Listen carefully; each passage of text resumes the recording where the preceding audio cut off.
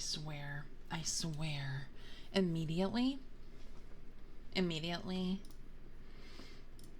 Let's get some background music, because we have the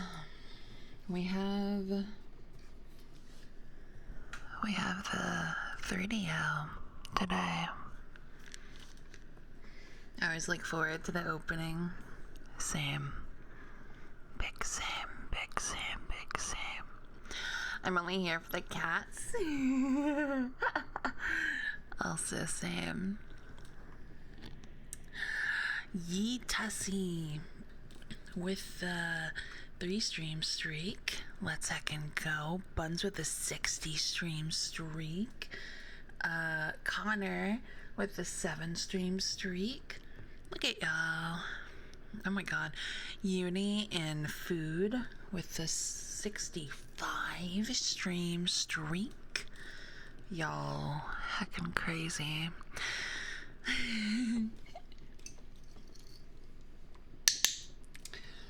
Oh, Sinister. Are you listening? Forced to be here. That's a wild thing. That's a wild accusation. Yes, hi. Hi, everyone. Hi, cutie pies. Hello. I'm already playing with your ears. Hi. Clicker always gets your attention. Pretty sure Twitch doesn't like when I watch streams in mod view, because it gave me a warning that I'd lose. That you'd lose your streak again last night after stream ended. Oh my god. That's messed up. That's really messed up. That's pretty rude. That's pretty rude, Twitch. Hey, Sion with the 3 stream streak. Yeah. I don't know what that sound was. Yeah, I was kind of like, I was just kind of thinking. I was doing some thinking earlier today, and I was like, I can't wait to read, because I'm a big nerd and I love to read, but I want to do something a little different.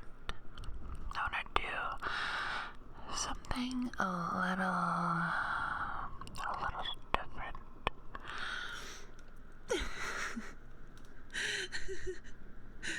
Bye, Beerus. Also, thank you for the hydrate and the stretch.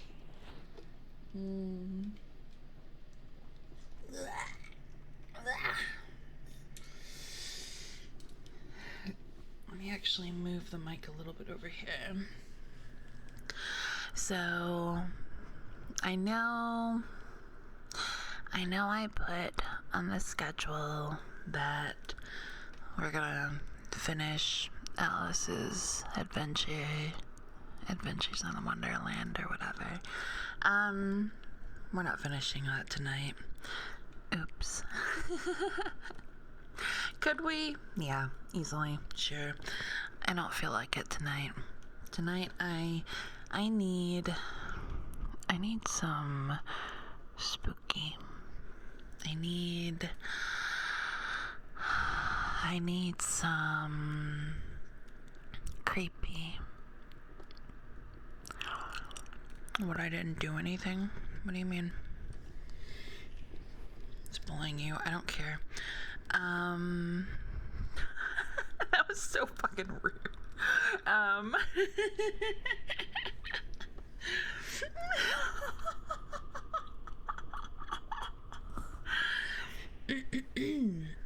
I don't see any actual bullying, is what I mean. Aurelia, hi. But so, yeah, I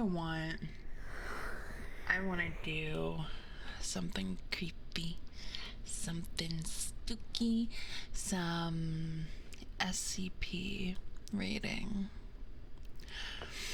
And I want to do that. What makes things, what could add to the element of spook than, ow, hi Yogi. Yeah, I know, right? I know, they're so interesting. And I'm kind phrasing is it's gonna be great here, but I'm low-key a little bit of an SCP virgin. Okay, today was my first time really diving into the website and the tales and stuff. I've been a fan of SCP fandom since I was a teenager. That's so cool. Yeah. I know. Shh, don't tell anyone. Don't make fun of me. Yogi. Yogi with the 5-stream streak. Let's heckin' go.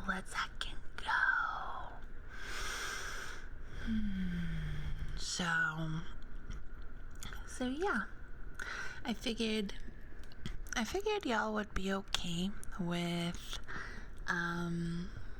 us taking a little diversion from what was planned for tonight, and instead I'm gonna read I picked out 3 separate tales for tonight, just to, we'll see how far we get. I really wanted to make sure that I'd have enough for Olive's stream, which I think that will be. Hopefully, we'll find out. I got super hooked to SCP for a while.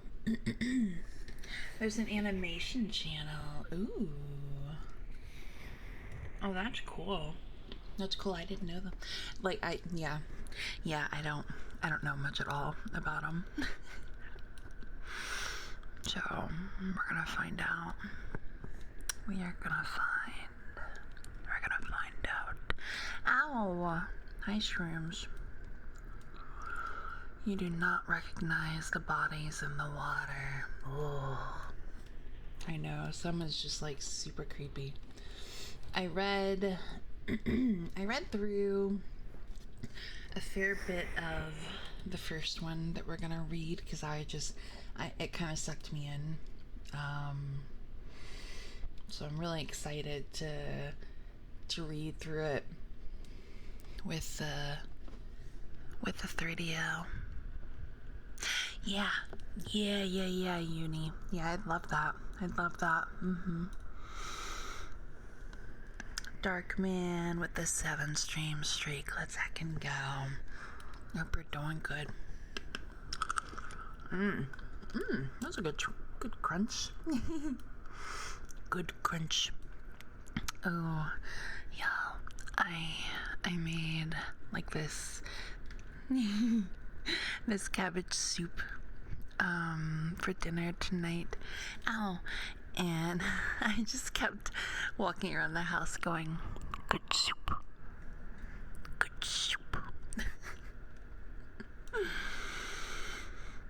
SCP-001, the Scarlet King by the Vulcan is your absolute favorite? Okay. So, I don't know if you're in the Discord, Nitasi, but, if you are,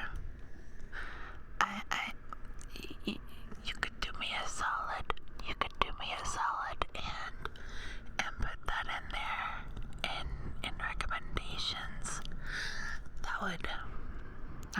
beautiful, even though she... I don't hate you. Stop it.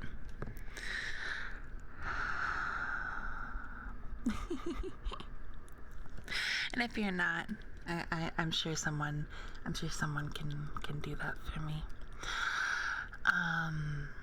Cause yeah, I was just kind of all over the place looking for words.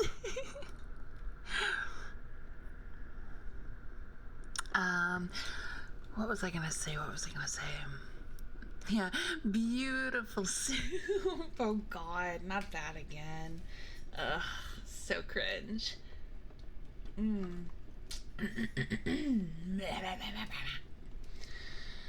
A playing SCP that I came across that really got me interested.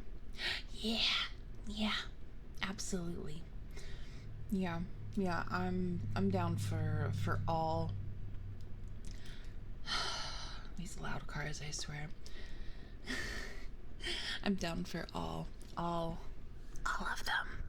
All of the SCP recommendations. Please and thank you. Educate me so that then I can whisper the creepies in their ear. Just to mention, it is a video. That's fine. I'm down. Absolutely. Take out those frustrations. Okay. Alright.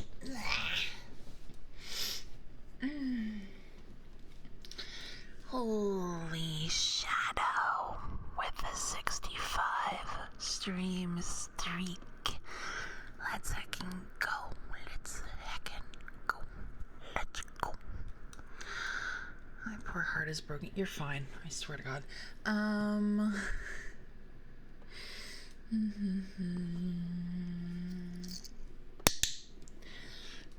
Shout us. Are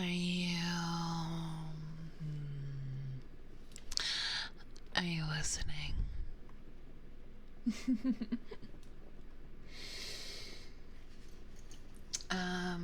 Yes, let me bring this up.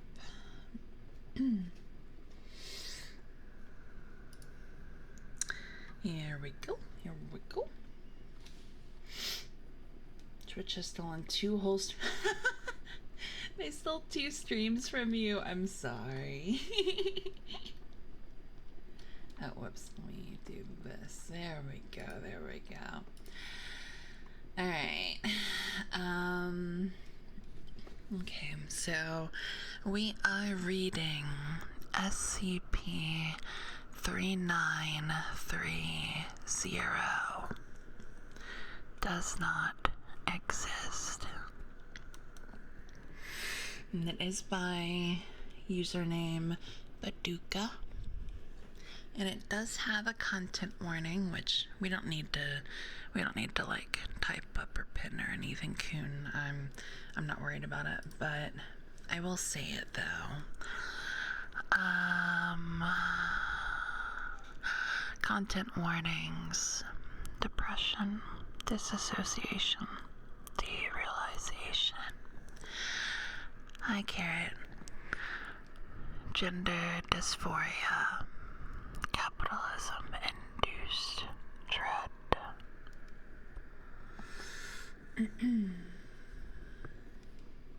And I've read through it, so it's, it's not like the content warnings don't, like, it's, yeah.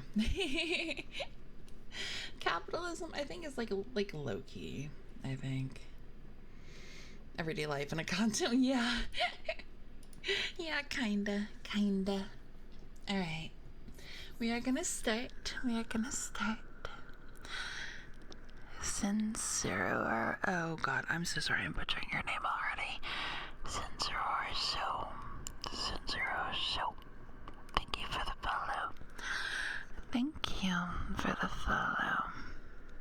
I hope you're doing really good. Yeah, hi, Carrot.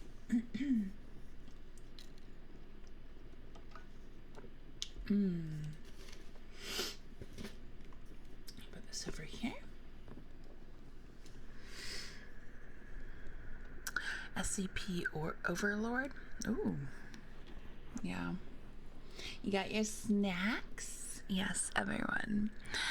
Go ahead and put me on your side screen.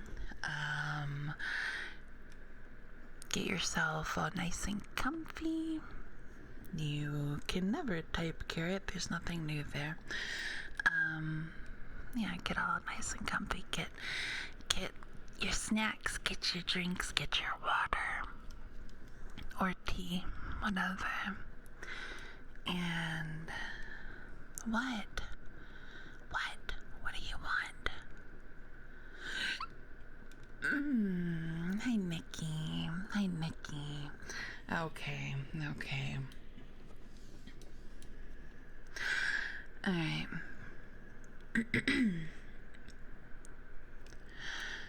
You wake up. It is 1:49 p.m. The winter sun is already low in the sky. You crawl out of bed and make bacon and eggs for breakfast. It tastes bland. You live alone, so you read a book to pass the time. You go to work. The commute takes an hour, so you listen to the news to pass the time. The oil spill still hasn't been cleaned up. You doubt it ever will be. The drive along that winding dirt road is uneventful. It always is. You arrive at your post at 3:30 p.m. right on time. The perimeter of SCP-3930 must be guarded. You don't question why. Your shifts pay just enough to cover rent and food. You don't ask for more. You know better. SCP-3930 does not exist. Also, hi Hitmanic.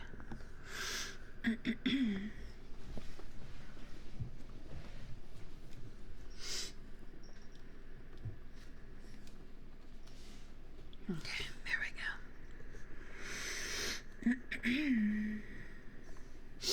Excuse me.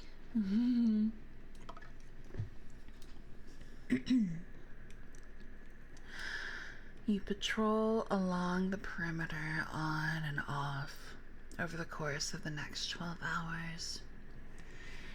The forest is silent. You look towards the interior of the perimeter, but see only more forest. SCP-3930 must be guarded. You don't question why. At the close of your shift, you pack your belongings and head out. Nobody ever bothers sticking around to chat. You know better than to try.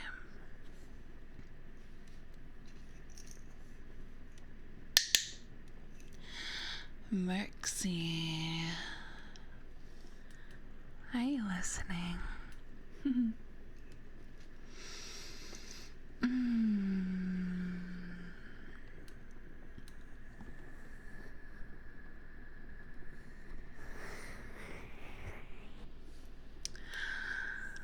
You pick up a few groceries on the way home. The sun has long since been down. It's 5 a.m. You decide to treat yourself to a movie tonight on VHS. It's nothing special. You laugh a few times, probably. Your eyes shut around 7 a.m. You forgot to do your laundry today.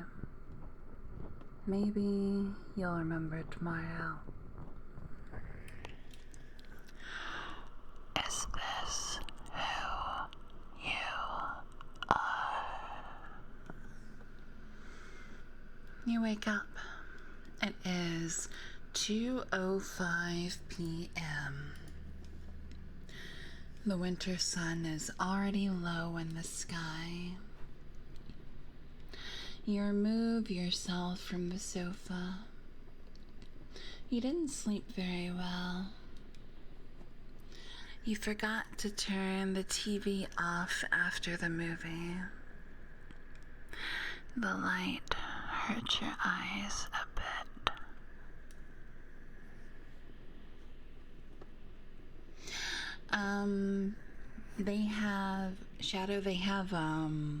They have case files, and then they have tales.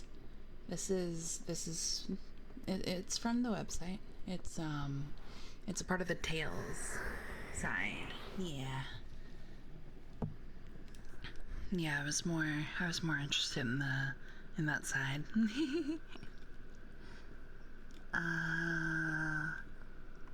What the fuck did I read? I think I read that part. Okay.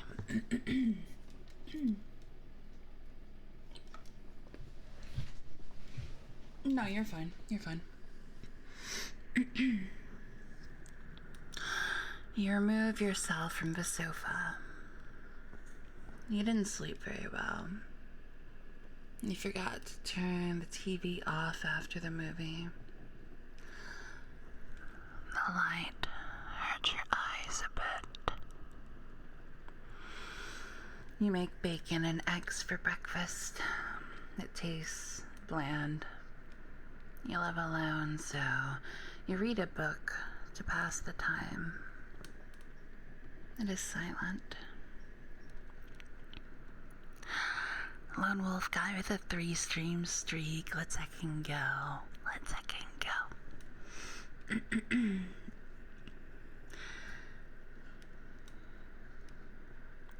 Thank you for the like, Sinister. Thank you, thank you, thank you.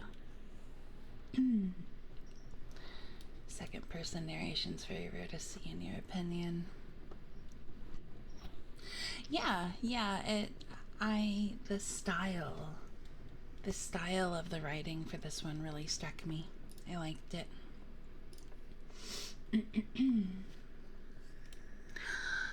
You attempt to shave before heading out. You never liked your beard. You don't have much time, so you nick yourself as you rush through it. The beard is still fair. You go to work. The commute takes an hour, so you listen to the news to pass the time. Apparently, the Mexican peso has been plummeting in value. Mexico is half a world away, but that doesn't stop you from being curious. The drive along that winding dirt road is uneventful. It always is. You arrive at your post at 3:37 p.m. Your supervisor, fortunately, isn't there today.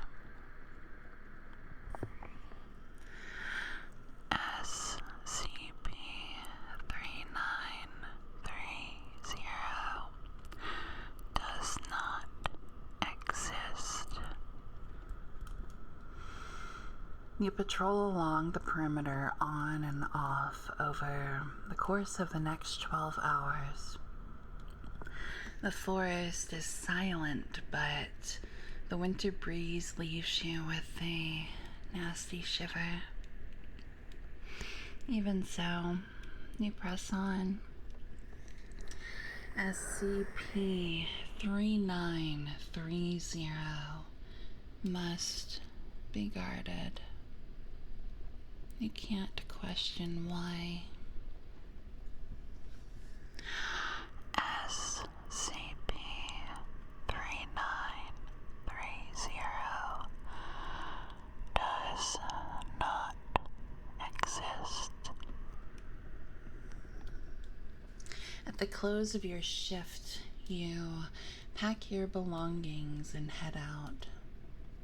You aren't surprised that nobody notices you're shivering.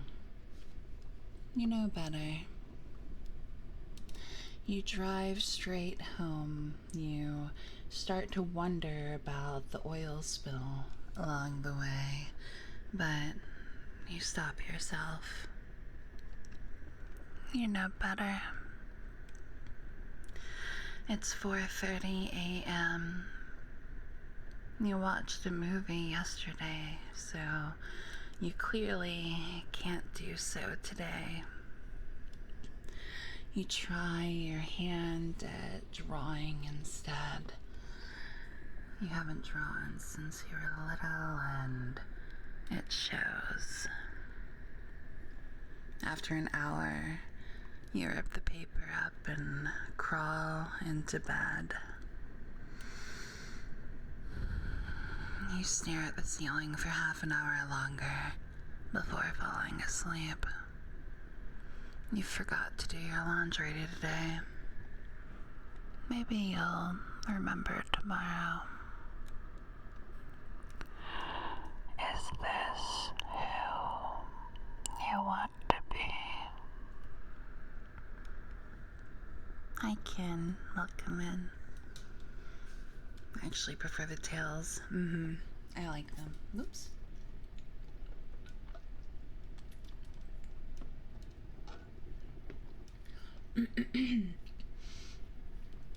Yeah, I prefer the format of them personally.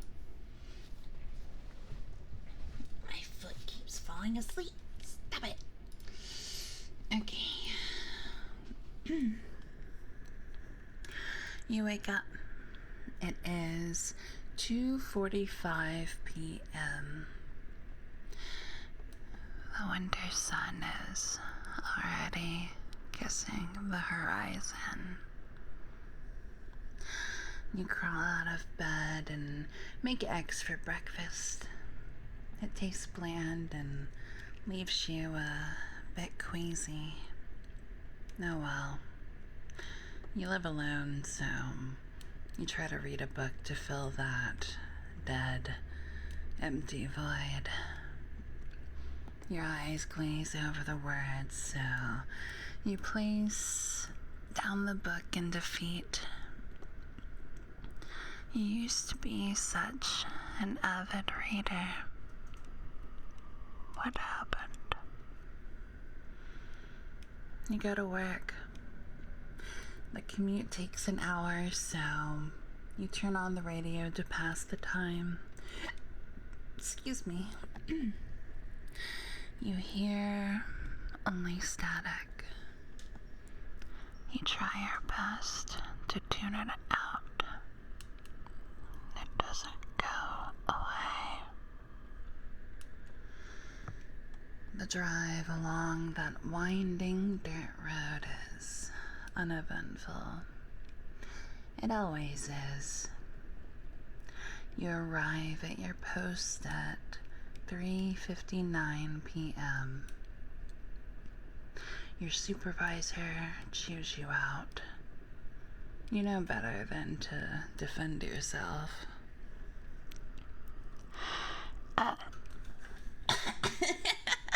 Excuse me. SCP-3930 does not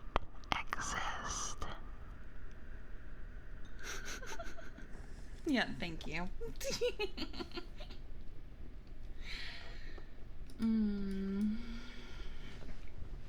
You were saying.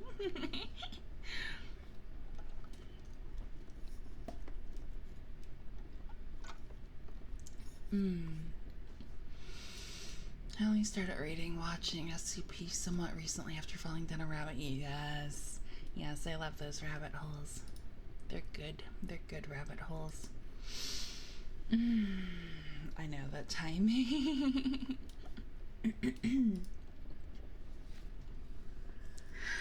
You patrol along the perimeter, on and off, over the course of the next 11.5 hours.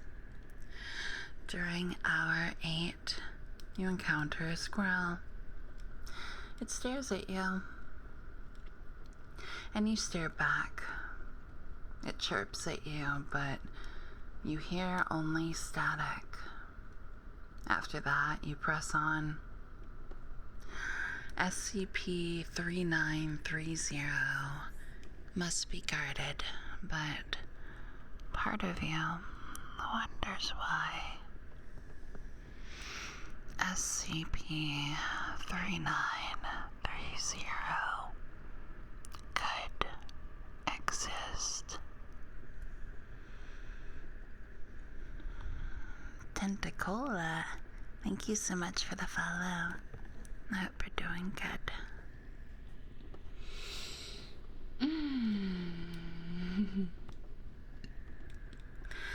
At the close of your shift, you pack your belongings and head out.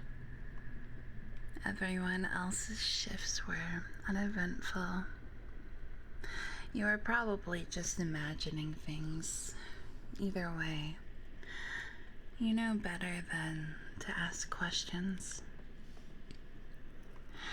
SCP-3930 can't exist. You sit in your car and listen to some music on the radio. Most of it is garbled by static, but you make out dissonant lyrics from a few songs you recognize. By all the stars above, I've spent a lifetime looking for someone. Maybe I can save us. Can you hear me? You turn off the radio after an hour.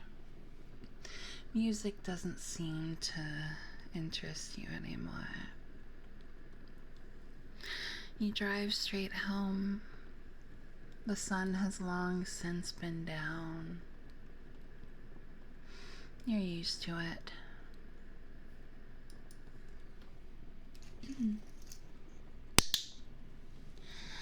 Derpy Dad. Are you listening?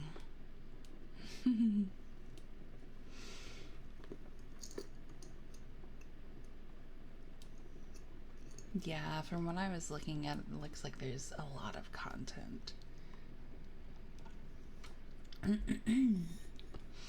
Yeah, feel better, Buns. Thank you for the like.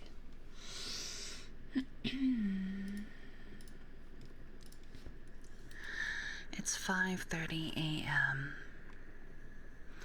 You decide to write a letter to a friend from your hometown.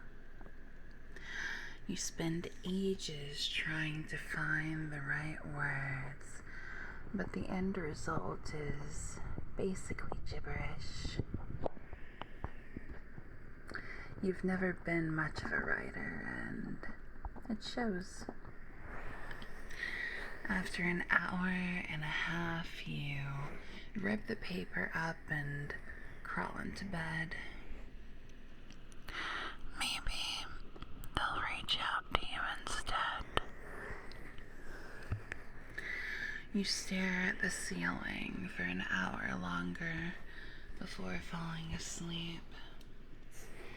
You forgot to do your laundry today. Maybe you'll remember tomorrow. It doesn't have to You wake up. It is 1:30 p.m. The winter sun is already low in the sky. You peel yourself off of your mattress. Your doctor says you need at least 8 hours of sleep each night, but you only got 5.5. Maybe waking up early will help reset your sleep schedule.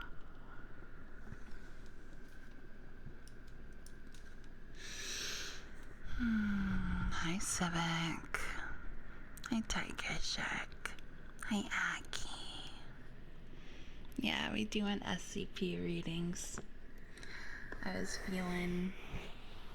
feeling kind of a little extra spooky, a little extra creepy for tonight.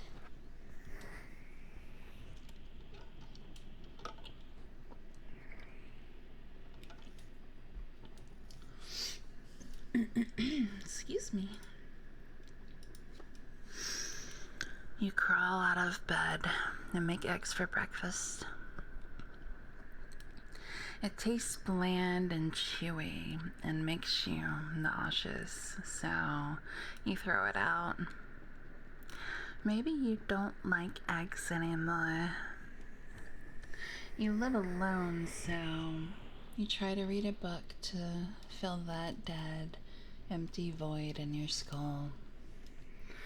The words mean nothing to you, so this time you throw out the book as well. Younger you could never. You try to style your hair differently today. You wonder if someone will notice. You know better.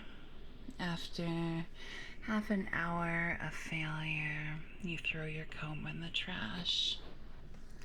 You wonder if you'd look pretty if you grew your hair out. You know better. You go to work.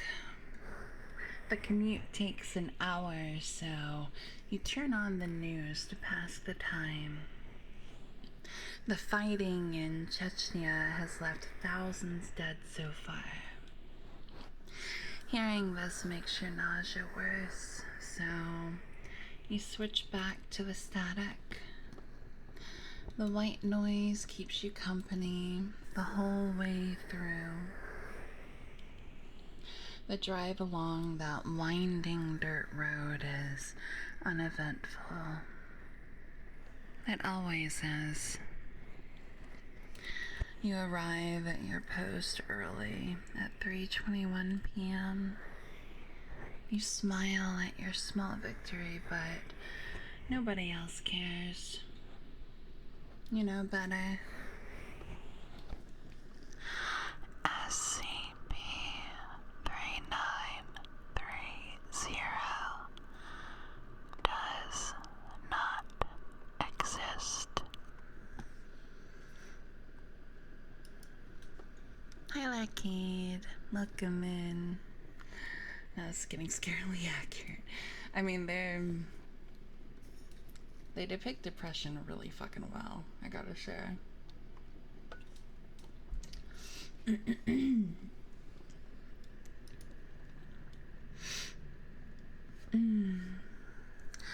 You patrol along the perimeter, on and off, over the course of the next 12 hours.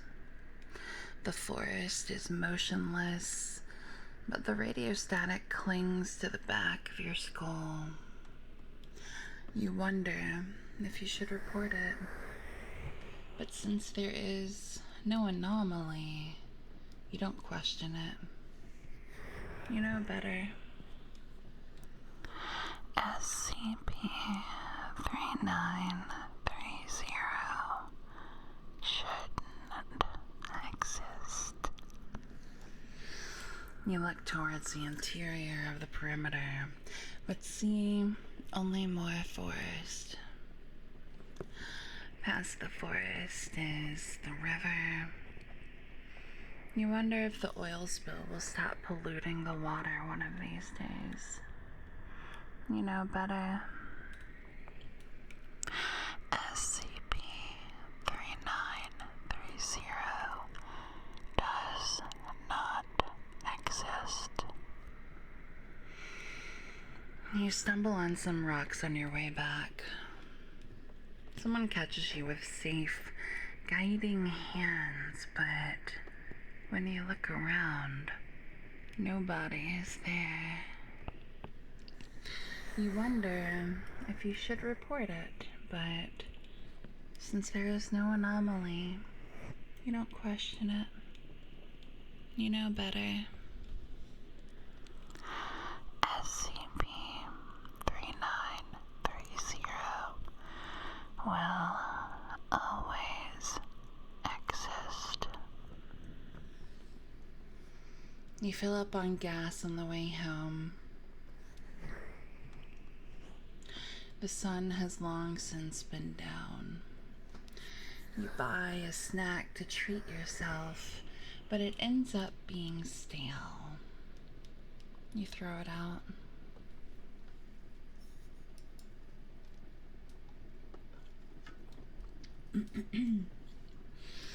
Noelle, thank you so much for the follow. Thank you for the follow. I hope you're doing good. It's 5 a.m. You think about treating yourself to a movie on VHS, but you're too tired. Besides, the last one wasn't even funny. Instead, you try to shave. You never liked your beard. You didn't get much sleep, so you nick yourself as you rush through it. The beard is still there. You throw your razor in the trash. You know you should go to sleep early, but you don't. You desperately want to see the sun. The sun doesn't rise until past 9 a.m., but that doesn't matter to you. To pass the time, you browse through the Foundation's digital archives to see if there's anything interesting to read. You only have level 1 clearance, so you don't find much. You know better than to keep pushing it. Your eyes shut around 8 a.m. You tried your best to make it until dawn, but it wasn't enough. It never is. You know better. You forgot to do your laundry today. Maybe you'll remember tomorrow. Let me help you. You wake up. It is 3:04 p.m. The winter sun has already vanished. You rush straight out the door. You overslept, so there's no time for breakfast. It would have tasted bland anyway. You go to work. The commute takes an hour, so you turn on the radio to pass the time. You hear only static. The white noise keeps you company the whole way through. It always has. The drive along that winding dirt road is uneventful. It always is. You arrive at your post at 4 p.m. You expect your supervisor to yell at you, but instead they just say you need to try harder. You try to tell them you have been trying, but the static clings tightly to your throat. Instead, you ask them why you need to guard the perimeter if there is no anomaly. They shake their head and say that you know better than to ask that. SCP-3930 does not exist. You patrol along the perimeter on and off over the course of the next 11.5 hours. The forest is silent and still, but you wonder if something is watching you. Perhaps you would be disappointed if there wasn't. You look towards the interior of the perimeter, but see only more forest. Maybe there's something out there if you walk far enough. SCP-3930 does not think.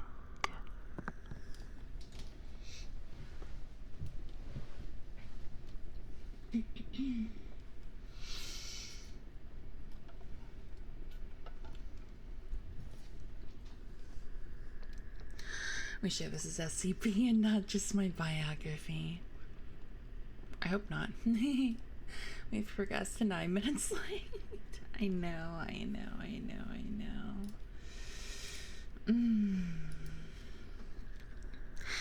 At the end of hour 8, you lie back against a tree and close your eyes. Your doctor says you need at least 8 hours of sleep each night. You hear your supervisor calling out over the radio, so you respond with something to shut them up. The words mean nothing to you. SCP-3930 does not exist. When you close your eyes, the static gets louder.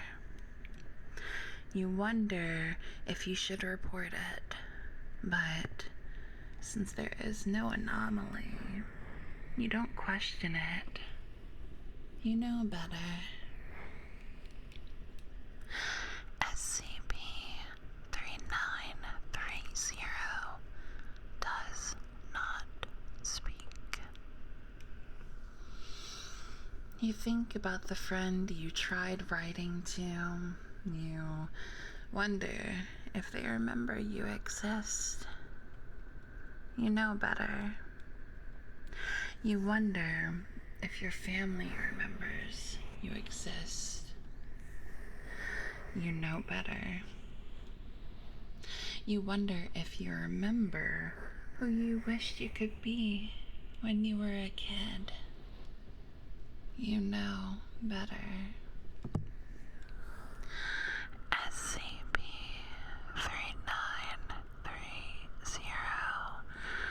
does not exist. Hi Blue, hi Yami, welcome in.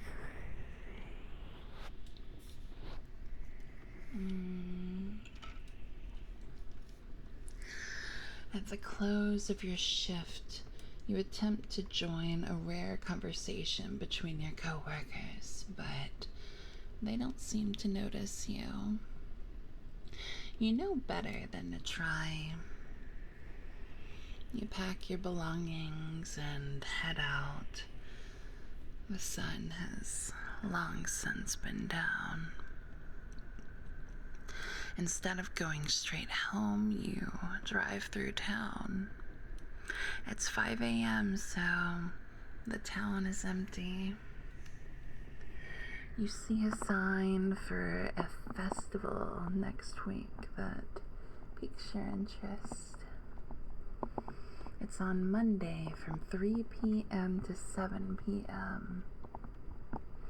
You forget you ever saw it and move on. Why did you even bother?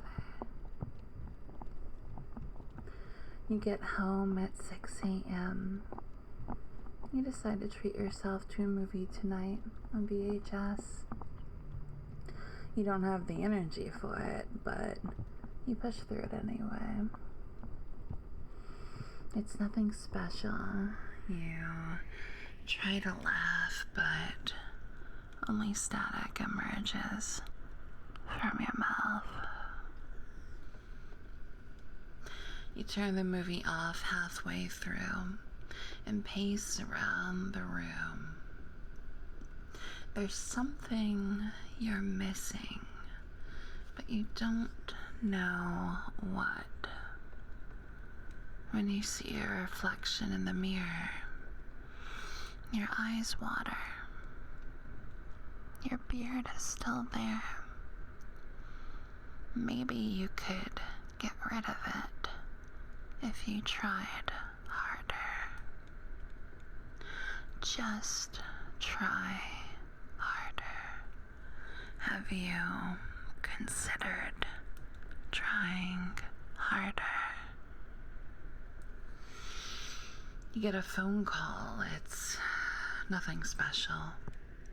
You're late on one of your monthly payments, or the void screams out your name, or your mother finally passed away, or some other nonsense. You hang up on them. It doesn't matter. It never has. You crawl into bed and scream into your pillow. You don't know what time it is. It doesn't matter. You wonder if you could cry. You know better. You drift into the nothingness of sleep, and for a brief, blissful eternity, you find a semblance of peace. You forgot to do your laundry today. You won't remember tomorrow. Come find me.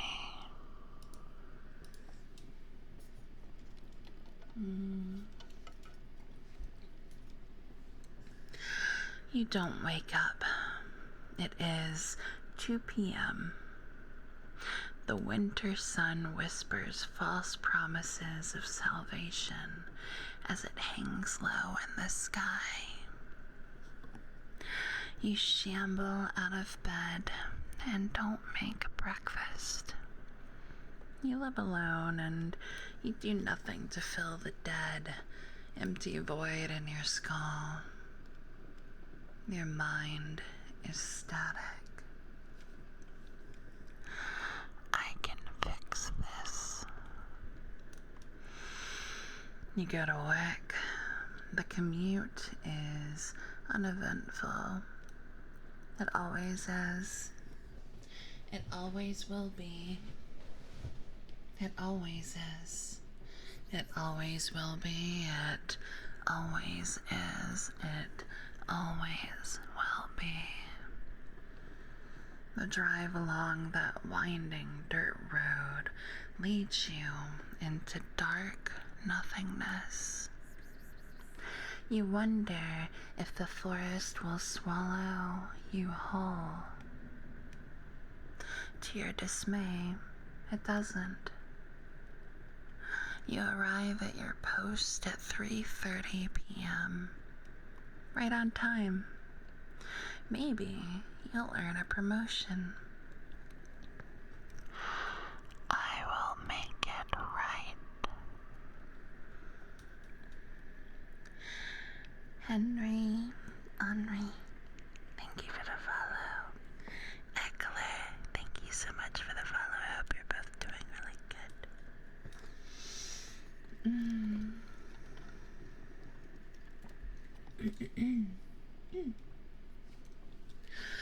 The perimeter of SCP-3930 will not be guarded.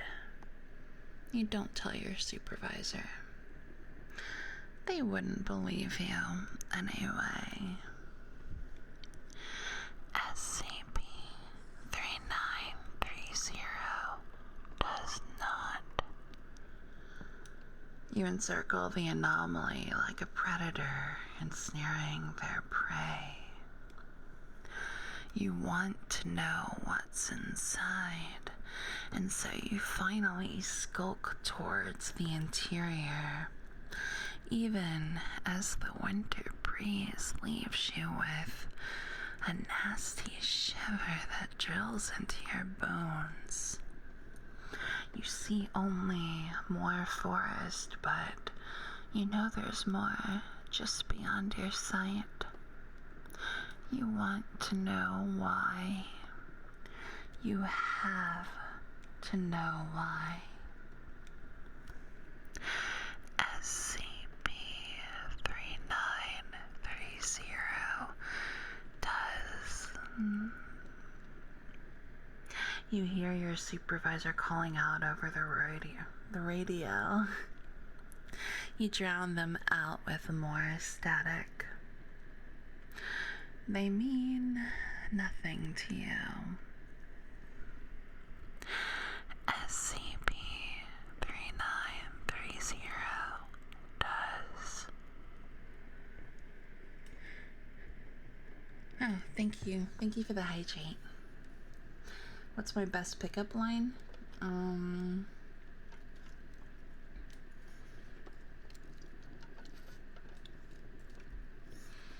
don't know. I don't have Riz, you know what I'm saying?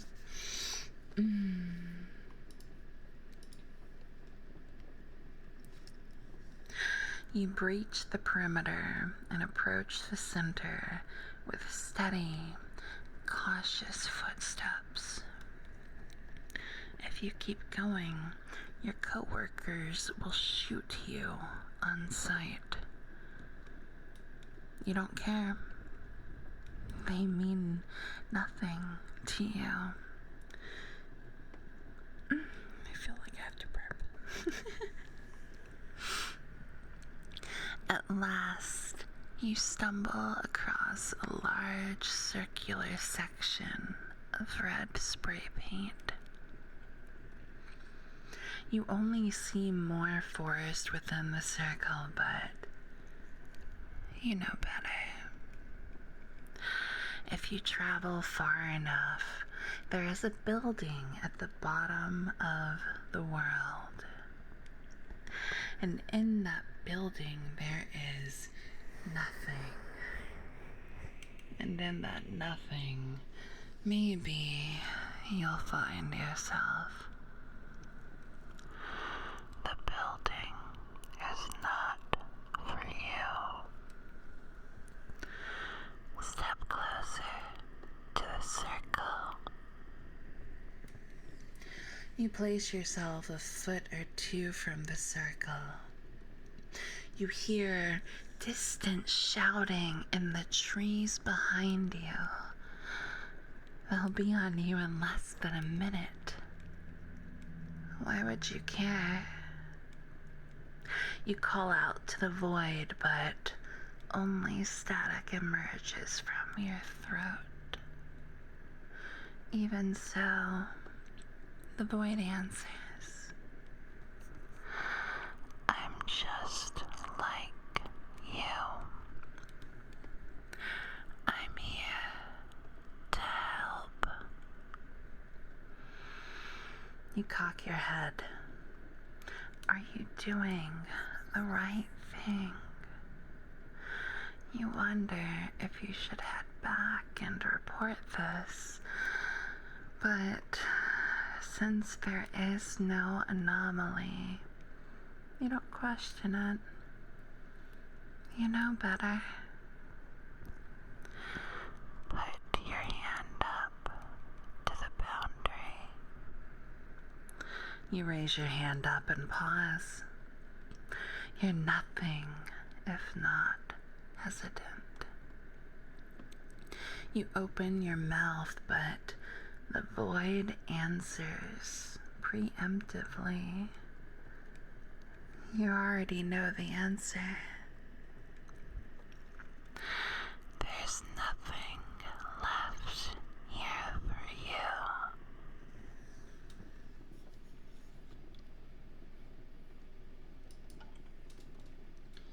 you.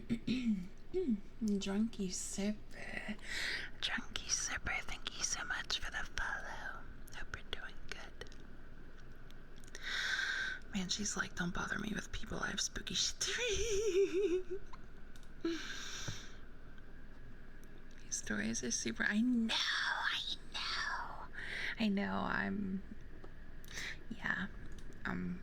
I'm very glad with my decision here. Hi, Tara Song. You ruined the 69 viewers. How could you? I'm in a jar. Thank you. I've been contained. Okay.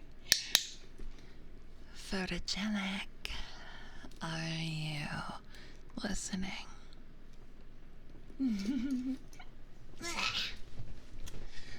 Just about falling out of my chair. My goodness. Okay. You're sleepy? Good. Good.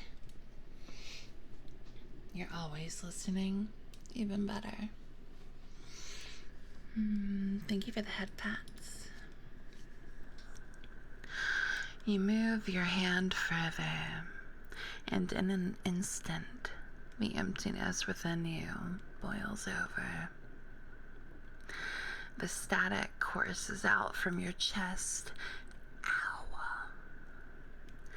A wave of pain radiating outwards before being smothered by sweet, beautiful numbness.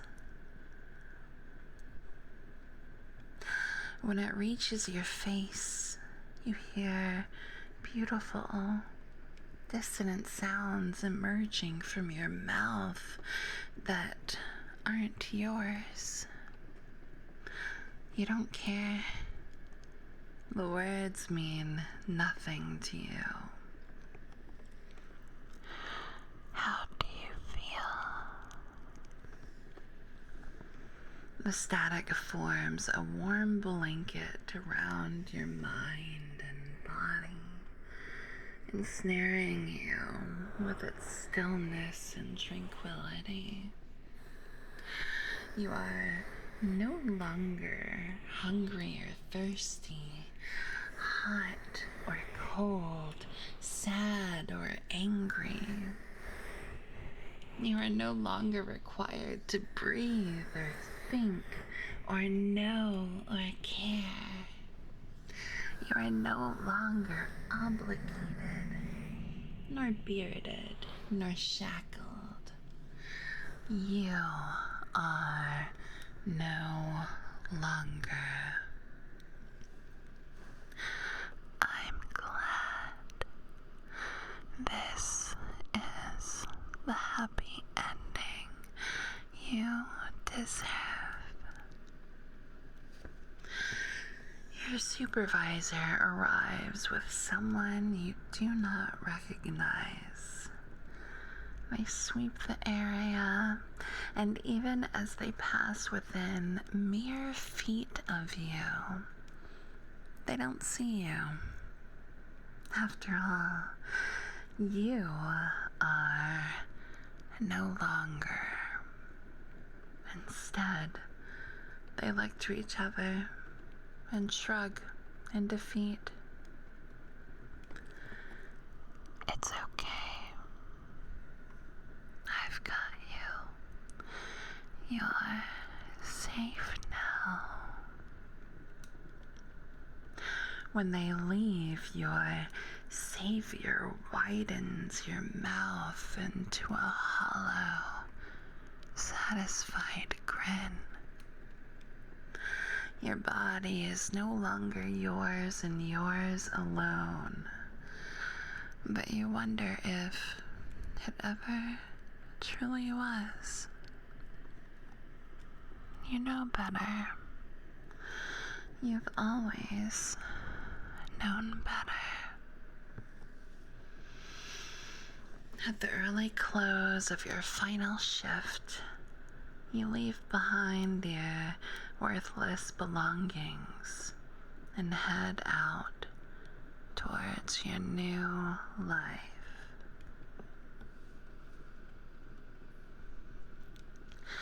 And that is SCP-3930 Does Not Exist. Sounds like a really good truck.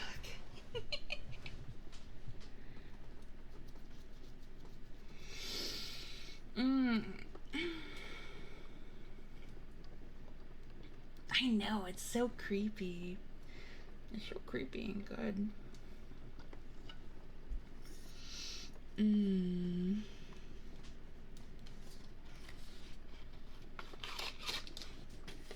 Excuse me.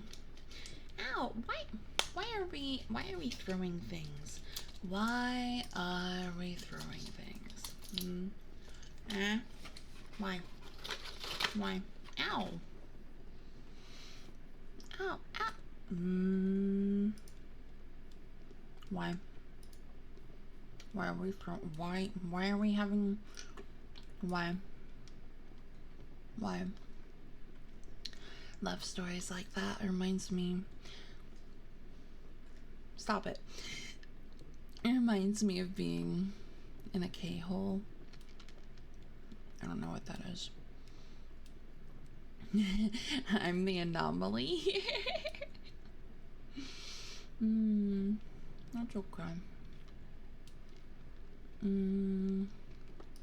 Let's see. So I did that one. I told y'all I have 3 in total that I picked out.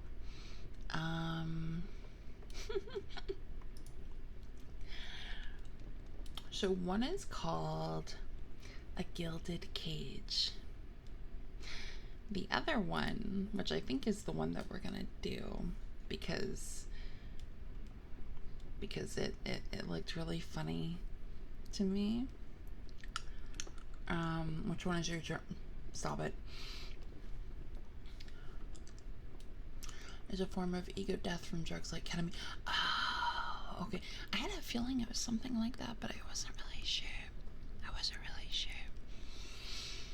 And then the one that I'm kind of leaning towards. Have a good rest of stream, everyone. Have a good night, Shadow. Have a good night. Try to get some good sleep. Hi, owner. How you doing? Welcome back. I think we're gonna do not go gentle into that shark night.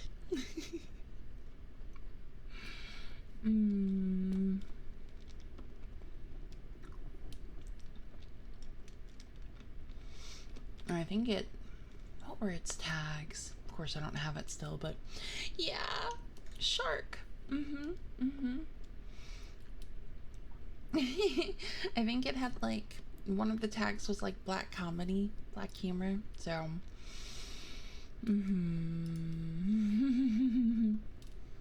it's very soothing tonight. Thank you, shrooms. Joe, guys, Sharknado coming.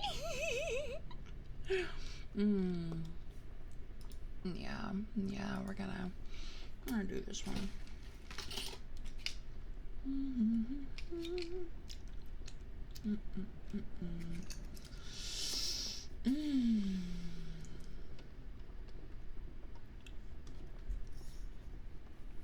Okay.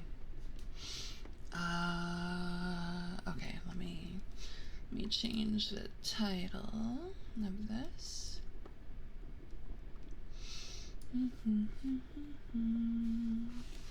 Move this without actually. Okay. Can I see my keyboard? Oh my god. Oh my goodness.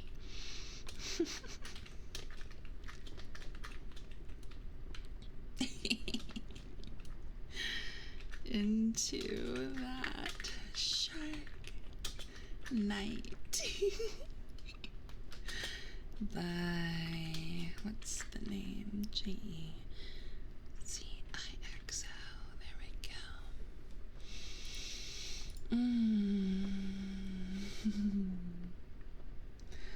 What page has it under the shark punching center? Yes, yes it does.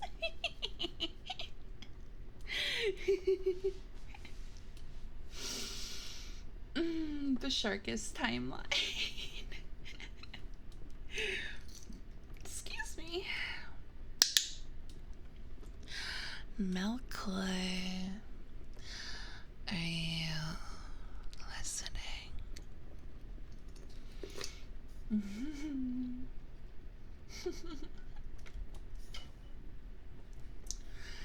Alright. We have a whole ass table of contents. Oh my goodness. Alright. Prologue.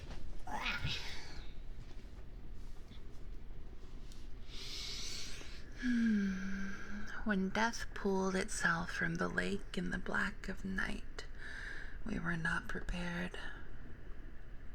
Shrouded in darkness, its mountainous form was a mockery of humanity, a caricature drawn by those who knew only hatred.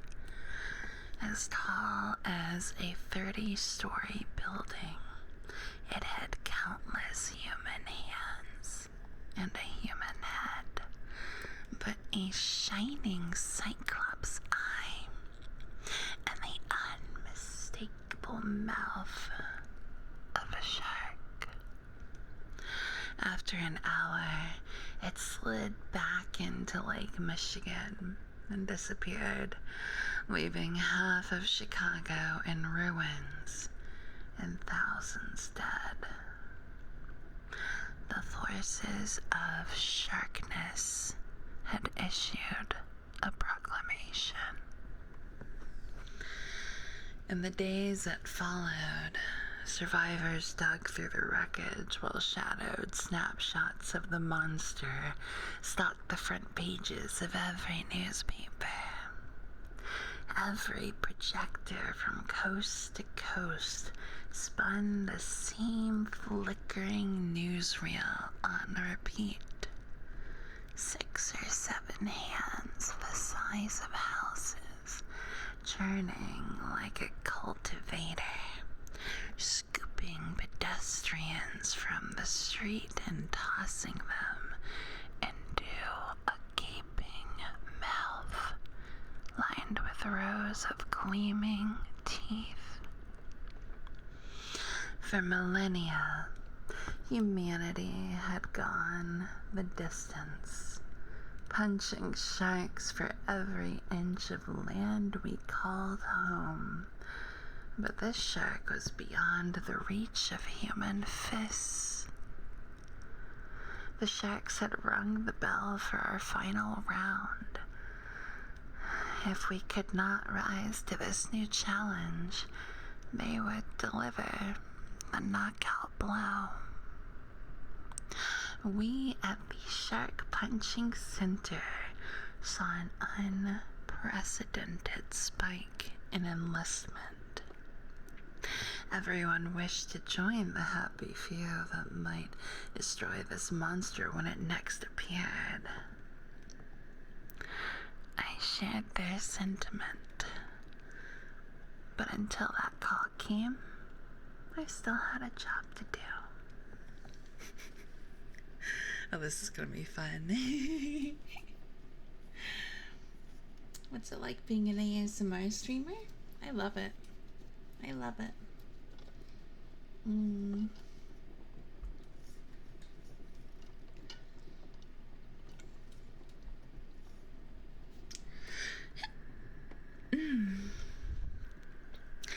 I get to tuck in people and you know, help them relieve anxiety and stuff. I love it. Where's my Let me put some more Carmex on, actually.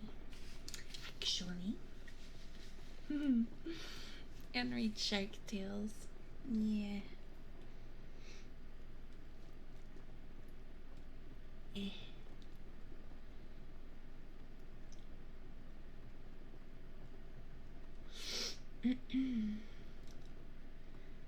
How are we doing? Are we all good and comfy? Are we nice and comfy and relaxed? Thank you for the hydrate. Okay.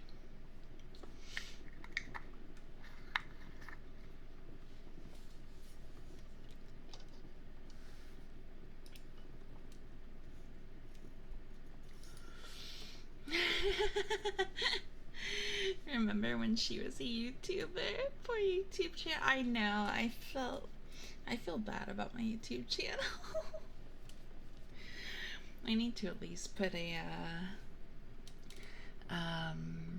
you know, a community post or something on there. Comfy with the strikes. I don't feel bad about it. Yeah, I'm holding up great. I'm so comfy. I'm very comfy. Very, very comfy. Very comfy. Yeah, one of the channels does. And that channel's definitely growing faster than the big one.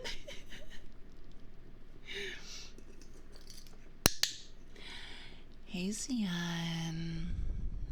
Are you listening?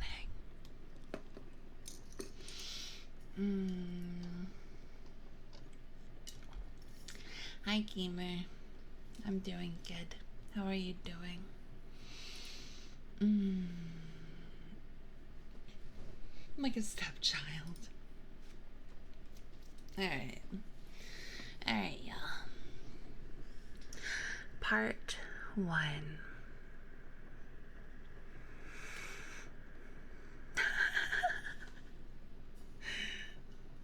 I didn't drink water and she fell down the stairs.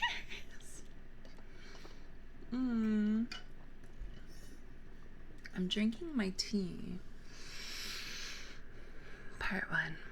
The Deviant. Kovalik put his ear to the apartment door, an awkward movement in the bulky frame of his exosuit. I glanced to where I stood by the wall. He nodded, holding up the finger and thumb of his gauntlet. 2 hostiles. I nodded, lifted my own gauntlet, and punched through the wall, blasting concrete and sheetrock into the apartment. The hydraulics hissed as I retracted my arm from the 3-foot hole, which was immediately surrounded by a swarm of tentacles from within. The head of a shark burst through, teeth gnashing and black eyes staring wildly. It was too slow. Excuse me. I pivoted, grabbed its face with my left hand, and delivered a hook with my right. The full force of my exosuit driving my steel fist into its skull. I felt a familiar crunch as the abyssal pearl in its brain shattered, and the shark fell back into the hole, limp tentacles sliding out of sight. A few feet away, Kovalik kicked the door off its hinges and charged into the apartment. I gripped the hole I'd made with both hands and tore the wall apart to make my own entrance. I was hit by the choking smell of burning flesh and rot. In the grim darkness, I saw Kovalik engage a waiting shark, ducking and weaving around the clawing motions of its arms to floor it with a straight jab. 2 civilians alive here, he called, pointing to a man and woman slumped by the wall. The apartment was a ruin, furniture splintered and discarded in the corners, the walls and floor slick with a dark liquid. A charred human corpse lay by the power socket, both hands gripping an electrical cord it had apparently tried to eat. Captain! Kovalik fell to the floor with a crash, tackled by a shark twice his size.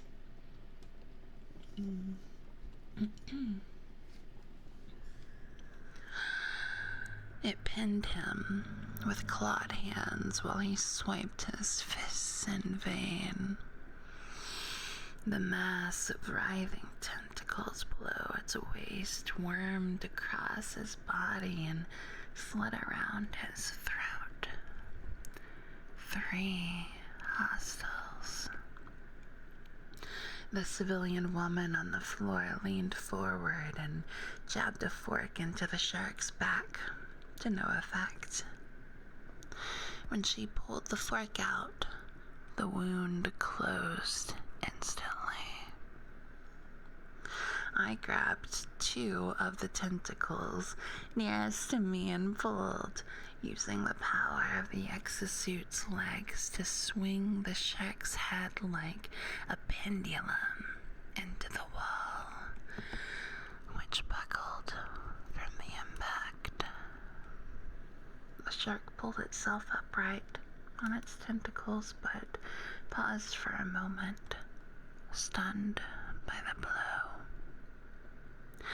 I closed the distance and delivered a kidney punch, jab, and a final haymaker that crumpled its skull. The pearl inside shattered. The abyssal threads that birthed the demon unraveled, and it lay lifeless on the floor. Kovalik clambered to his feet and checked the remaining rooms. He called to the team outside. "We're clear.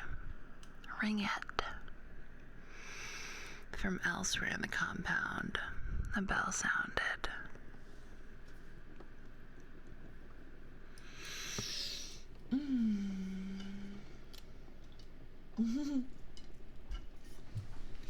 Also, when did sharks end up with tentacles?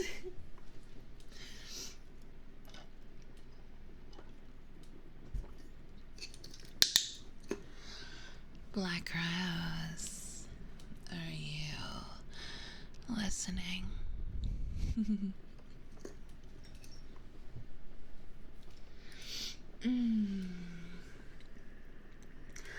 I knelt by the civilians. The man was barely conscious, surrounded by empty bags of bread. His stomach was visibly swollen. "Please," he said faintly, "I need a croissant." The woman beside him put a bony hand on my shoulder. She was severely emaciated, in the final throes of starvation. "How much longer?" she whispered. "I put the slice in 3 weeks ago. I still haven't popped." "Here I am, Captain." Kovalik pointed to a stone altar the sharks had built in the center of the room, strewn with bones and soaked in blood. Organs, probably human, were arranged in a ring around it.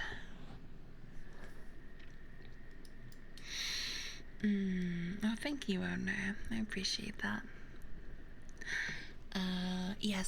Yes, Coon. Yes, we did. In the center of the altar was a silver toaster. I could feel it fumbling inside my skull, a tiny voice repeating a phrase that echoed between my ears and yearned to escape my mouth. "Bring the box," I called. Orderlies carried in a steel chest, lined with ornate golden trim, and prepared to move the toaster. They were followed by the ref, his white shirt and black bow tie, a stark contrast to the blood-soaked apartment. After surveying the scene, he nodded to Kovalek and I. 3 KOs. Fouls? Goran jabbed his thumb towards the woman. This one stabbed a shark with a fork. She wasn't in her right mind, I added. The ref nodded solemnly. Absolved.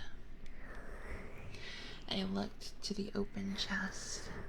The orderlies had placed the toaster within its red velvet lining and secured it with silver straps.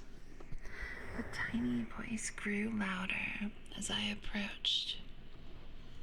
"I am a toaster," it said. I slammed the chest and the voice fell silent. The skeletal woman began to sob. CG Wheeler, thank you so much for the follow. Thank you for the follow. I hope you're doing really good.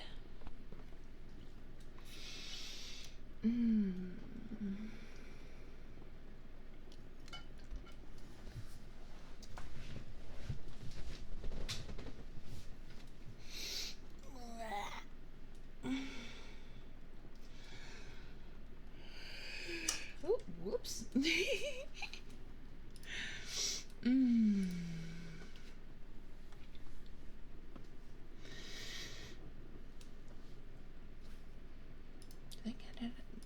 Are these considered chapters or parts?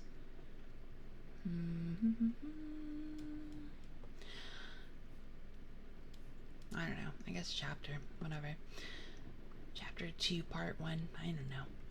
Okay. 2. Goran. I punched a report into the typewriter in my quarters. An empty bottle of Bosun's titrant glinted in the yellow glow of the desk lamp beside 2 crystal glasses. Kovalek was whittling an idol with his shark-toothed knife, leaving shavings of balsa wood on the armchair. There were 3 sharks, not 2, I said.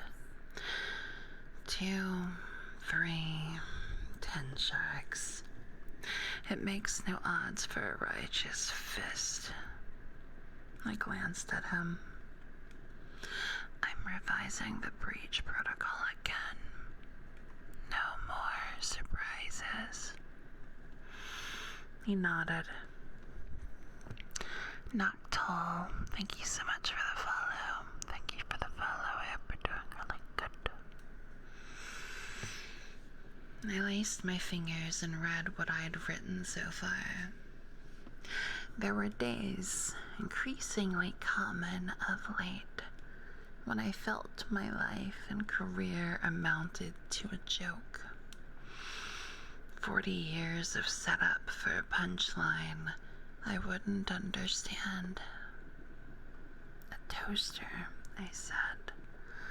I pulled yesterday's newspaper across the desk and studied the photograph again, though the monster's face was already burned into my mind. A week's work just to contain a toaster. A deviant, Kovalek corrected. One more deviant for the incinerator, ma'am. The world is safer for it. Not safe enough. He followed my gaze to the paper. They should dredge the lake, fish that thing out and punch its brains. It's not in the lake, they said. They sent divers. It's gone. Back to the abyss or wherever it came from. You've heard about Cleveland? He nodded. The featherweights were aflutter when we came aboard. Seems the troops weren't ready for it to return so soon. The troops were 200 miles away, guarding Chicago. But now it seems this monster can manifest anywhere. God, have you seen what they're calling it? I pointed to the headline. Cleveland steams after Mr. Hand's attack. Kovalek shook his head reproachfully. I reached for my glass of titrant. It was empty. I leaned back and rubbed my eyes instead. For every deviant we neutralize, the sharks find 5 more, and now this. I've never seen its like, Goran. Aye, these are salient days. The Haymaker calls us to be weighed in. He was still focused on the idol in his hands. Each of us will be measured by how we answer. Live or die, it makes no odds. Is that so? What does the ref say about that? Johnny, welcome in. Welcome in.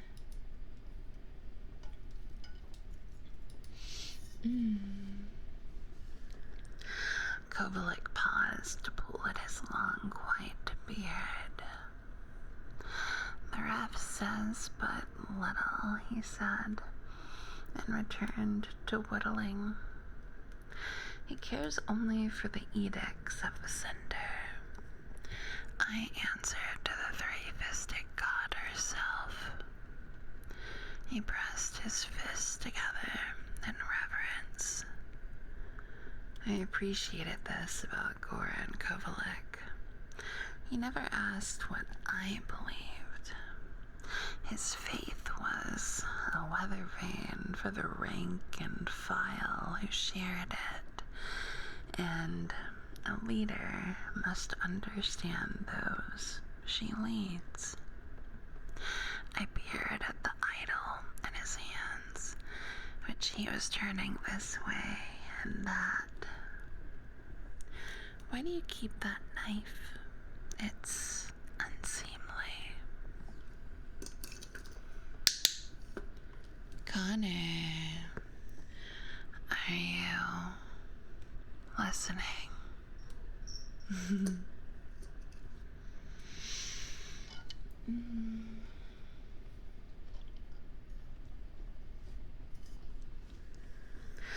He chuckled and placed the finished idol on my desk.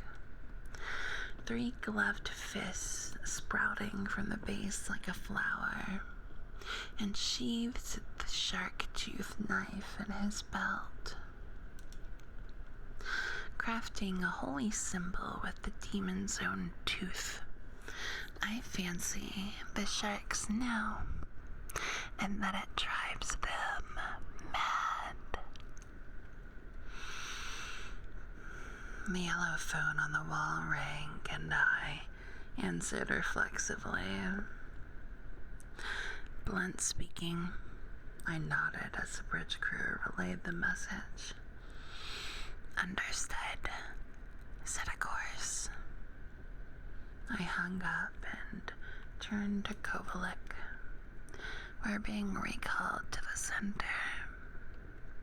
Kovalik smiled. Salient times, Captain. Abizzed, thank you so much for the follow. I hope you're doing really good. 3. The Admiral.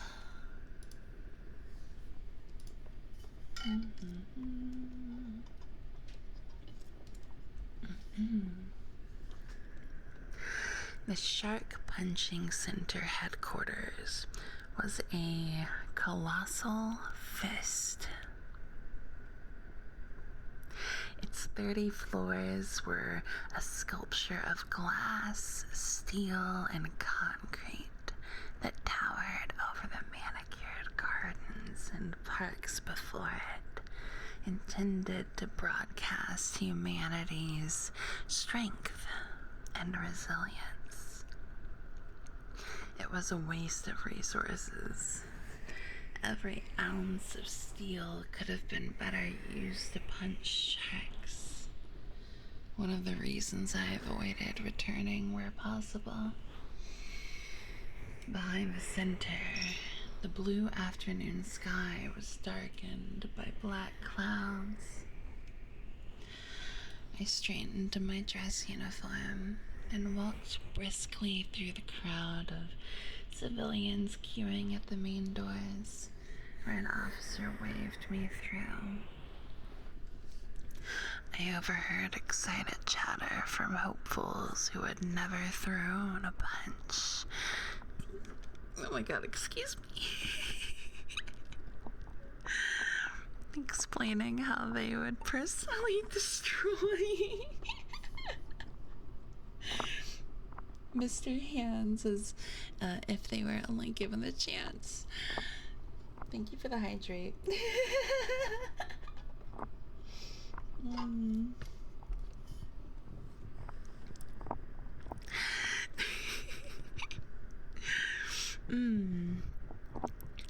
The elevator opened on the 31st floor. Admiral's country. A lieutenant, major wearing a floral shirt and sunglasses, raised a hand as I approached the checkpoint. Hi, Alf. Welcome in. Name, Captain Blunt. For Admiral Strick. I handed him my order slip. Block, he said, gesturing to a dispenser at the booth. No thank you. He waved me through, and I shielded my eyes against the afternoon sun. On the rooftop of the center, rolling hills of landscaped grass undulated between game courts and lounge areas, surrounding a swimming pool that overlooked the north balcony. The south lawn was a collection of thatch huts and a tiki bar. A glass railing at the edge offered a view of the factories behind the center's fist. A carpet of chimneys that streamed black smoke into the sky. Lying between them like an opened wound was 10 Mile Sump, where the industrial effluents and runoff pooled into a lagoon that glimmered in rainbow colors. An officer silently offered me a tray of cocktails, which I refused. I only drink after a fight. I approached the swimming pool and tried to determine Which of the 20 men and women splashing, tossing balls, and lying on floats might be Admiral Strick? Admiral? I called hopefully. Every head turned in my direction. There she is, came a voice from my right. A man in a white shirt and shorts with Admiral epaulets was waving from a hill, leaning on a golf club. His curled hair and bushy beard was a bright orange.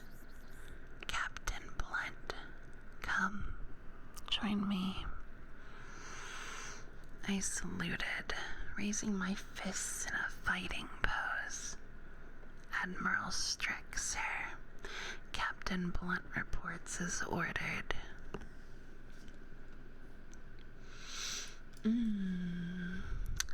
Blaine's lol. Thank you so much for the follow. I hope you're doing really good. Hi, Mike. Hope you're good too. Best way to deal with a shark.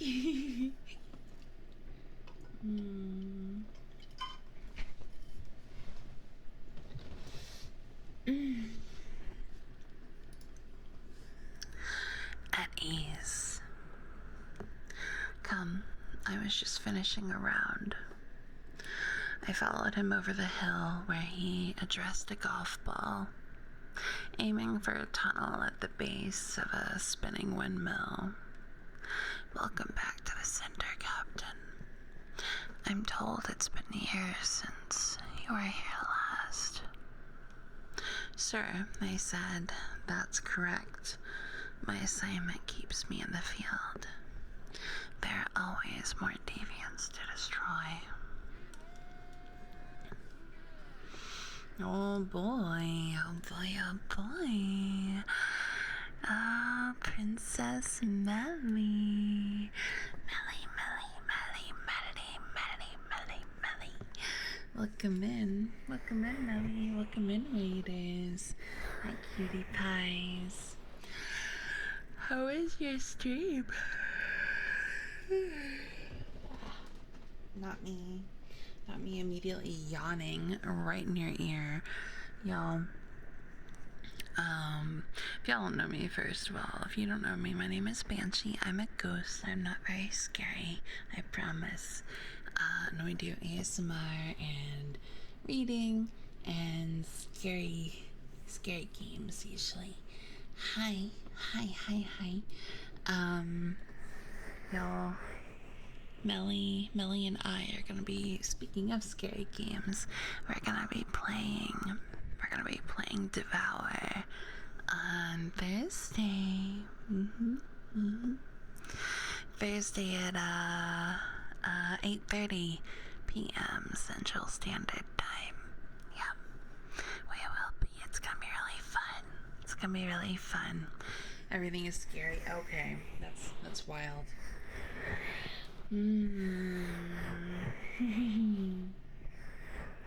Gotta be proactive and remove the. Okay. How was your stream, though? How was your stream, Melly? How was it? And do you have to read and run? Of course. Oh my god, of course. Sleepy, but have an amazing stream. Thank you for the lurk. Get some sleep. And Raiders, of course, same goes to you. You're not tied down here. Please take care of yourself first and foremost. I feel like I have to cough.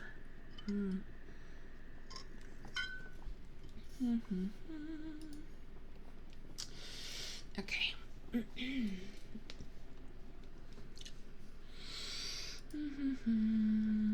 Back to our shark tale. He swung the club in a gentle arc and watched the ball roll down the green. It bounced off a windmill blade, and he snapped his fingers in frustration. Yes, well, That's why I needed to have this little chat with you today. We've got quite the deviant problem in this Mr. Hands. I wasn't sure I'd heard him correctly. Sir, are we adopting the name the newspapers have chosen? It's as good as any for now. Perhaps we'll let you choose a better name after you kill it, he said, knocking the ball towards the windmill again. Finally, confirmation. Of all the officers at the center, I had been chosen to lead humanity's defense. I dreamed of this since the monster first rose from the lake. The ball rolled through the tunnel and landed in the hole with a hollow rattle. Well then, the Admiral thrust the handle of his golf club into my chest and strode off towards the bar. I froze until a lieutenant with dead eyes collected the club and slid it into a bag. I assumed the Admiral expected me to follow him and wandered to the bar. I found him in the shade of a pink umbrella, peering at a case file through half-moon glasses perched on the tip of his nose. Mr. Hands is making a lot of mischief, he said without looking up. First Chicago, now Cleveland. We can't seem to catch up. It all reflects very poorly on us. I've been getting a lot of questions. He looked at me. That won't do, Captain. Understood, sir. What's our plan of attack, This monster's head is beyond the reach of our fists. Yes, it is. He passed me the case file, so we must make our arms longer. He strolled over to a pink chaise lounge under a palm-thatched shade. The file was bound in black leather with gold embossed print on the cover. There goes my tea.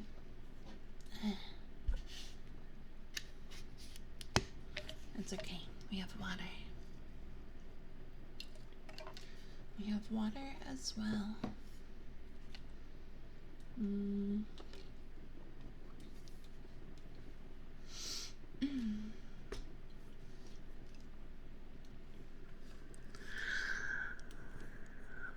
Oh, thank you for the stretch.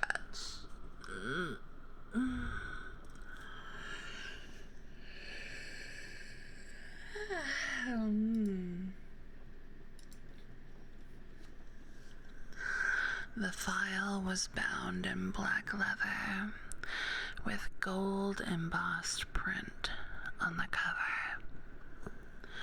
Project Opus Legion. I stood next to the Admiral and leafed through the pages, detailed schematics with various components highlighted. A submarine, sir? He smiled, but there was caution in his eyes, trepidation. He's not sure how I'm going to react.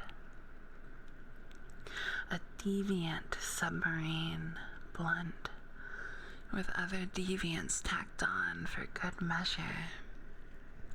This is how we'll stop Mr. Hands.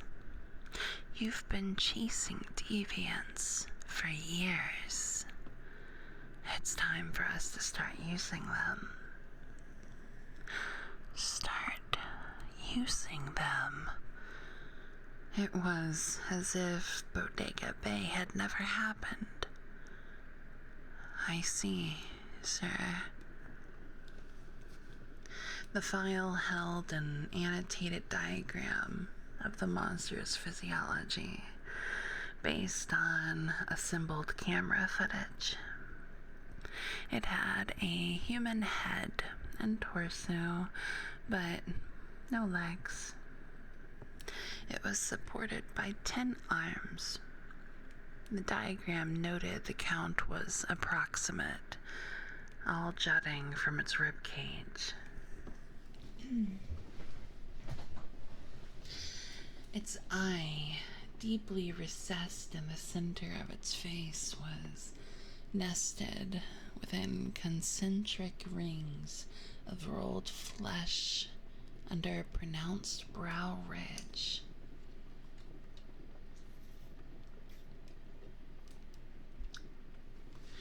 Beneath it was an ordinary round nose and that shark-toothed grin. From the eye, illustrated lines spread in branching patterns to the rest of its body. The eye is an abyssal gem, I noted. A ruby. Starting to fade. Night-night, elf. Thank you for being here. Get some sleep. Hi, Manox? Mano? Also, thank you for the lurk. Precisely. Destroy the eye, and the monster dies. It's so simple, it rhymes. And the submarine will allow us to do that? He laid back and closed his eyes.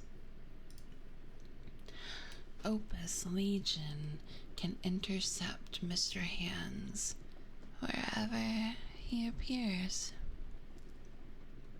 Sinus Homestead will allow you to deploy a battalion of exosuits. And Rose Plastique is an aerial attack solution to destroy the eye. There are others I forget. It's all in the file. I leafed through the documents, trying to make sense of the plan. I have absolute faith in you, Captain, he continued. You have experience with both submarines and deviants. Finish the project, command the ship, and when Mr. Hands returns, kill it. It's quite straightforward. Deviants are never straightforward. I thought they were unknowable, unpredictable. They had no regard for the laws on which civilization and sanity relied. They were chaos. That's why the sharks left them. To make a plan with deviants was like trying to sail in a hurricane, and it wasn't clear the Admiral had thought this through. So now, Captain, he said, let's hear your questions. I sensed the words I wanted to say next would be insubordinate, so I decided on a different tack. This decision has been made already. He nodded. And will we stop at deviants, or are we to fight with bombs and missiles too? Bullets and bayonets, sir? No, there's no call for anything so extreme, he said. Even so, sir, this change in strategy may be difficult for our pugilists, I think it's pugilists, to accept. There will be anger and fear, I thought. Either could cripple us, especially after I paused, the events in Bodega Bay. He turned to look at me then, eyebrows raised.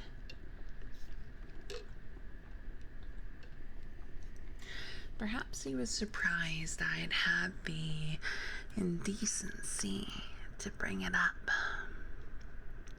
He smiled with one half of his mouth and looked down at the ground between us. Regrettable, he said, nodding. But we've learned from this, from the past. He looked up. We can't allow it to hold us back. Not now. As for the hearts and minds, I'm sure you'll find a way. Keeping Commander Kovalek by your side has earned you respect from those in our ranks who play by the old rules. I keep those by my side who can throw a punch, sir. I've heard he gutted a ray on your quarterdeck for All Hallows. We hold various divine services, sir. It's good for morale, and it hurts no one except the ray. And you see, that's just the perspective we need. I have every confidence you will convince them of the merits of this path. A purple beanbag landed in the Admiral's lap. Strick. Another Admiral was striding towards us. Cornhole. Let's go. Best of 3 this time. Strick climbed to his feet. Apologies, Blunt. That'll be my 1 o'clock. Excuse me. I'm afraid I do have to take this. Admiral Town is a wicked hand at cornhole. He tossed the beanbag back to town. I had 100 questions. Sir, when will we start? Oh, we're already underway, he said, walking away. The science lead can give you the details. I expect they'll be in the labs.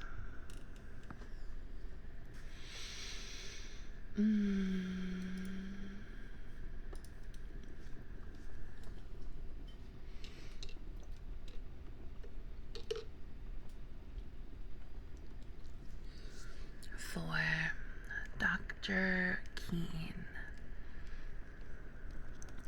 According to the directory, the deviant technology labs were on the 4th sub-basement. I wandered fluorescent hallways of sickly green linoleum that smelled faintly of bleach in search of room A13. I had so far found only an A12 and 3 corridors over an A14. I'm so engrossed into the story. So am I. I passed an open door where someone was working and decided to ask for directions. She had her back to me, apparently aiming at a dartboard. A dark braid hung down the back of her white lab coat. As I came closer, she threw a perfect bullseye and scribbled notes on a clipboard. With skills like that, they should make you an admiral, I said wryly. How's your cornhole? She froze but didn't turn. Then she spoke with a voice that turned my guts to ice. My cornhole is right where you left it. Melanie, I whispered. She turned to face me. She wore a gold emerald necklace and a white fingerless glove in her right hand. Her rolled sleeves displayed the colorful tattoos my fingers had traced countless times. She looked me over. Under her gaze, I felt like a featherweight entering her first bout. It's good to see you again, Lindsay, she said at last, with a sad smile. Something stirred in me that took all my resolve to quell. She pointed to my badge. You're still a captain. I looked at hers. Dr. Melanie Keene, head of Deviant Research. Suddenly, I understood.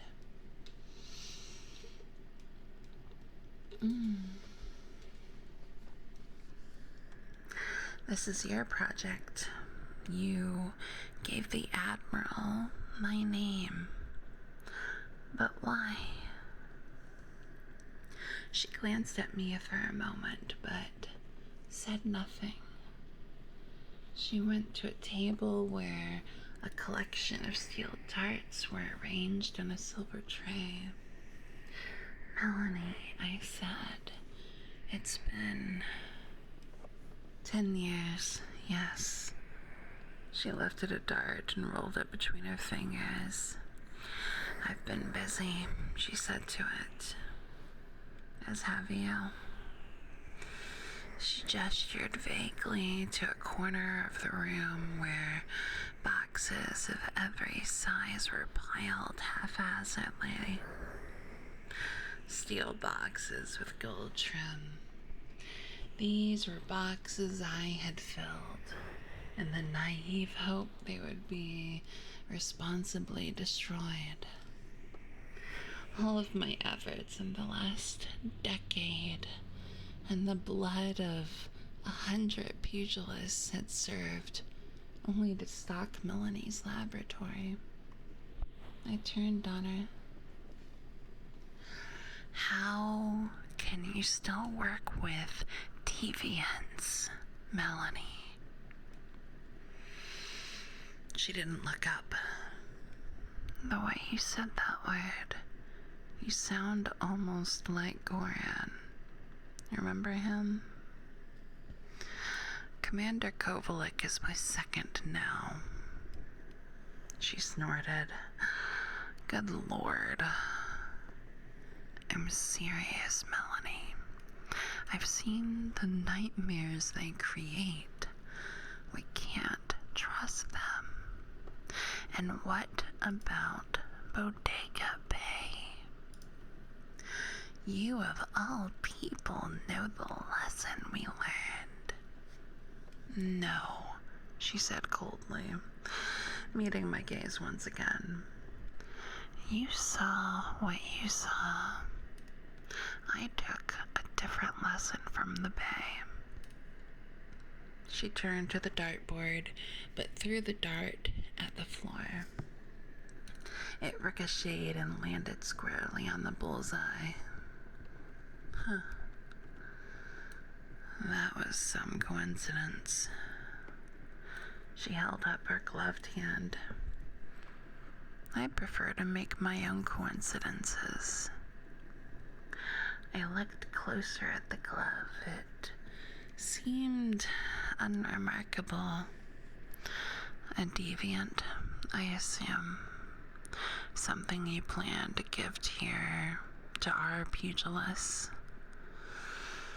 She laughed, and some warmth returned to her eyes. This deviant, they can pry from my cold, dead hands. I'm a little too fond of it. Fond of deviance. She always knew how to provoke me, but I wanted to hear that laugh again. So how does it work? I tried. The glove controls the dart in the air. Giorgio, I'm so sorry if I'm butchering your name. Thank you for the follow. Thank you for the follow. Hope you're doing good. Bobo. Are you listening?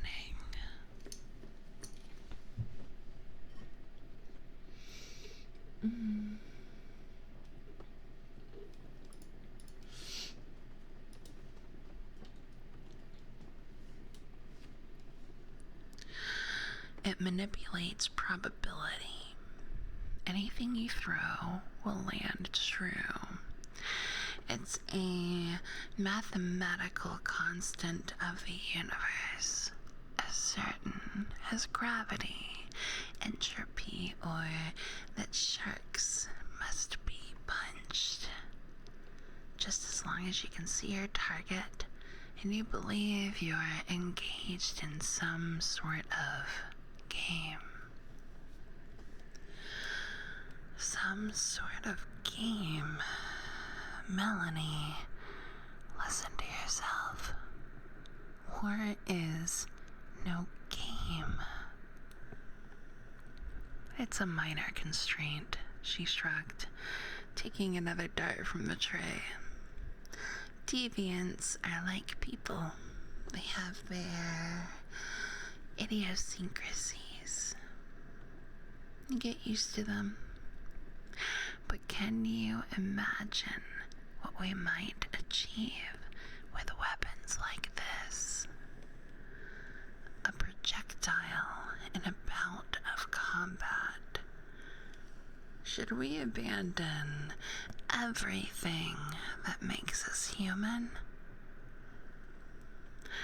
There may be other uses for it, but Lindsay, you saw the monster that climbed from the lake.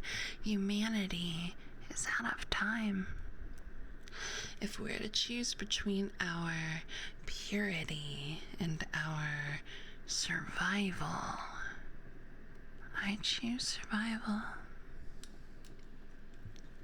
She glanced again at the dartboard and casually tossed the dart on the floor behind her. It bounced once. A rat suddenly scurried across the floor.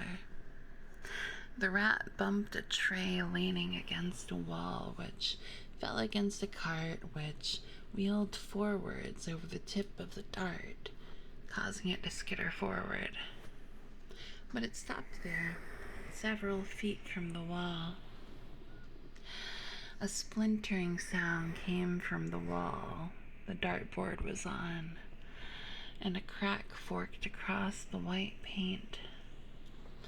There was a loud creaking groan as a sheet of concrete came loose, allowing a chunk of the wall to peel forward. It hit the ground and exploded into a cloud of masonry dust. Melanie stepped forward over the rubble and pulled aside shattered blocks of concrete. She lifted a circular chunk and found the dartboard still attached to the other side, with the dart lodged firmly in the bullseye. Impressive, I said as she started to take notes. But you've only proven my point. The dart will hit the target, but does the glove care whether you or I survive, or if this building still stands afterwards? The glove cares only for the target, as you care only for these deviants. She stared at her notes silently, her pen immobile. Finally, she whispered, "There's the Lindsay I remember." The words sank as shark's teeth into my heart. My breath caught in my throat. I allowed the hurt to sour into anger and rose my voice. "Stay here in your lab then. Play with fire all you like, but keep your chaos out of my ring. I have no time for your games." I moved to the door. "I'm glad you can throw a dart," I said over my shoulder. "But unless you can throw a punch, you're of no use to me." She said nothing as I stormed from the room.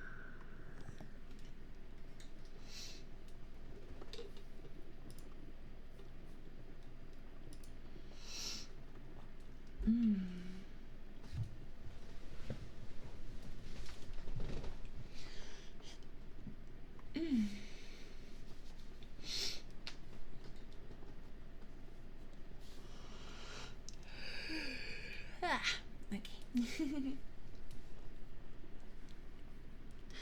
5. Folly. I threw my weight into my fist, savoring the impact that resonated in my arm and chest.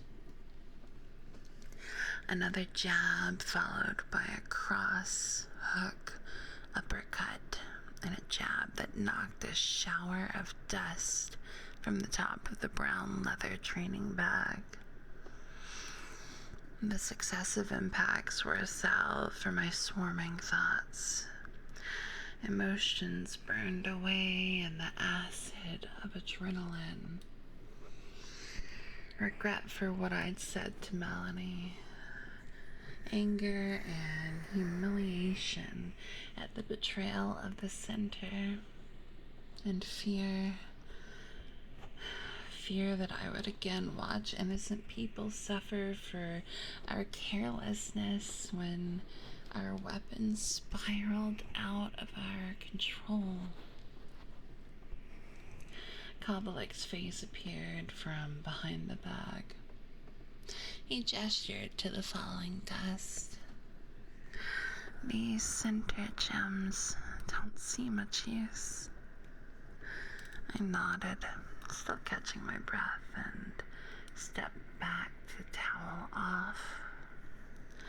"This project is absurd," I said into the towel. "We'll kill ourselves before we kill the monster.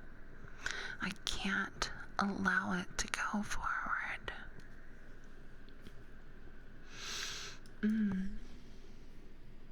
This mic and reading style is too... Yay! That makes me really happy.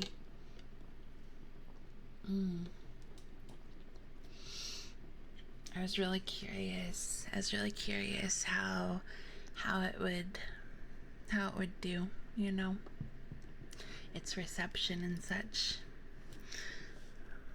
Because all I know is that I'm having fun with it, so I know the clock has no, yeah.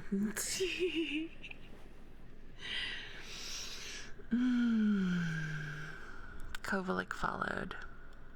"On the contrary, Captain, that's just what you must do." I lowered the towel from my face to be sure I'd heard him right. "You're serious, Goran? You, of all people, I would have thought, oh, it's the worst plan I ever heard, ma'am, he said, matter-of-factly, handing me a water bottle. But that's why you and I must see it through. I sat on a bench and stared at the opposite wall. The gym was empty. Most pugilists trained at the base where they were stationed. The staff at the center seemed more interested in punching clocks than bags. Kovalik sat and cracked his knuckles thoughtfully. May I speak plainly, Captain? Always. I've been punching sharks a long time. Longer than you've been alive, if I may say. Some bright sort always gets the notion to use these cursed things instead of burning them like we should. But there's a pattern to these things. I expect you're thinking of the bay. I'm always thinking of the bay. Might I ask, why do you suppose Hereford thought to poison the water supply in the first place? The shark tsunami, I said. He was trying to heal the wounded. Aye, that's true. But we'd seen wounded before. We have medics for that. I'd say, rather, he lost faith in our natural abilities. Felt he had no choice but to trust in the profane. Just as our admirals have done now, for fear of this monster in the lake. He tugged at his beard. That's how it always goes, he said. This won't be the last time either. Not unless we prove the folly of it once and for all. Hi, Danny. Dante, thank you for the follow. Thank you so much for the follow. Hope you're doing good.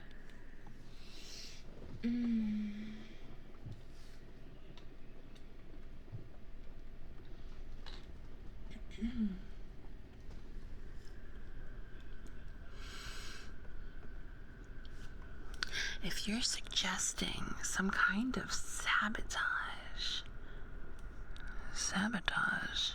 he was horrified. Never, Captain. The opposite. We hold tack with the plan, dabble in the abyss as far as we must. But when the time comes, we find a way to fell the monster ourselves. Show the world these deviants weren't necessary after all. He had a point. It was no use harping on the danger unless we could offer an alternative solution. What better way to prove deviants were unnecessary than to beat the thing with our own hands? Consider this, ma'am, he continued. Seems the Admiralty will pursue this course either way. Can you really trust the task to anyone else? Later that afternoon, I stopped at a message booth and sent a telegram to Admiral Streck. Captain Blunt committed to Opus Legion. Stop. Faith will be repaid in full. Stop. Trust Cornhole went well. Quito, thank you so much for the follow. Hope you're doing good. On And part 2. Where are we? Let's see, that's part 2. Oof, this is a long one. Holy cow. Okay. So we're for sure not finishing this tonight. I hate to say. Let's see. Part 2 starts there. Yeah. Some of these files can go on for like hours. Yeah, so next week we'll be doing the same thing. Next Tuesday we'll be doing the same thing because I've really enjoyed this. I've really enjoyed this. Plus that'll give me more time to find more. So it's a great stream. Thank you. That makes me happy. That makes me really, really happy. It's been wonderful. Let me make a note. Where's my pen?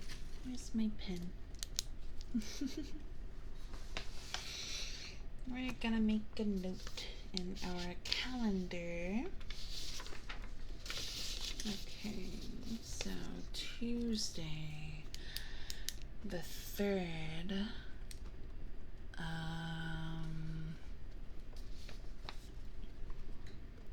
Do we have a ghost containment protocol? Does it involve a microphone and trigger items?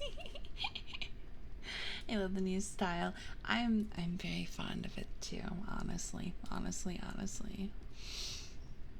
Yeah, thank you to anyone who's lurking. I adore my lurkers. I really do. Okay, so let's see. Do not go gentle into that Shark Night. Alright, I'm just gonna put Shark Night because I know which one. And we are on part 2.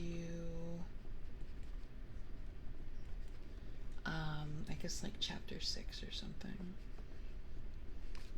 The sub.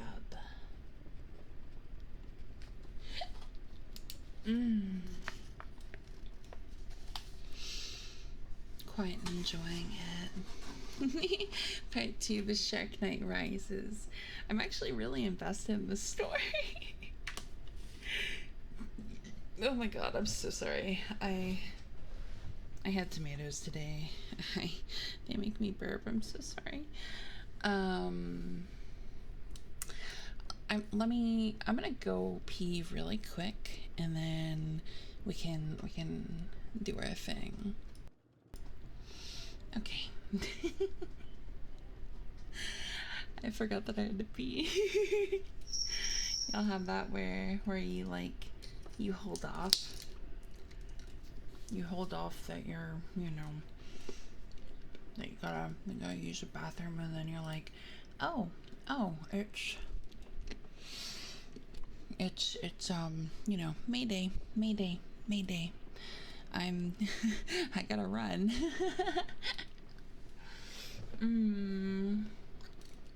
No chaos. No.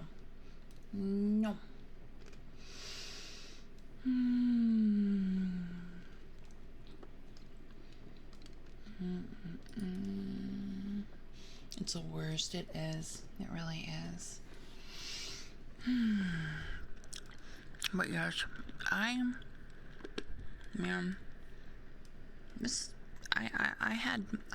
really enjoyed this stream. Expect more of this for upcoming Tuesdays. Okay. We get 2 cough drops in one stream. You sure do.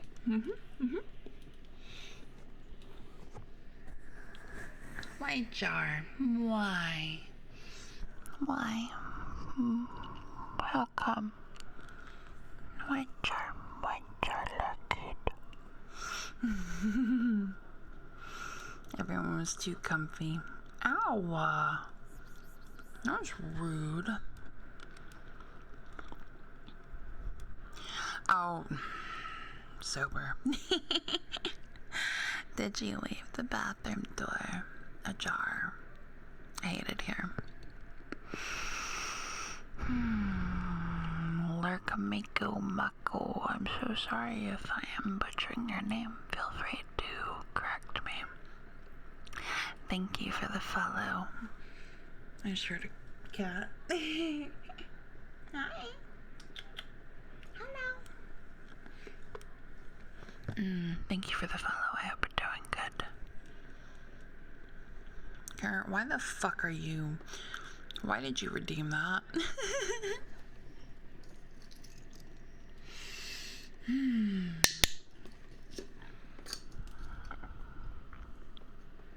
I don't want to mod abuse. Okay. Carrot, are you listening? And this is where she says, no, I never do.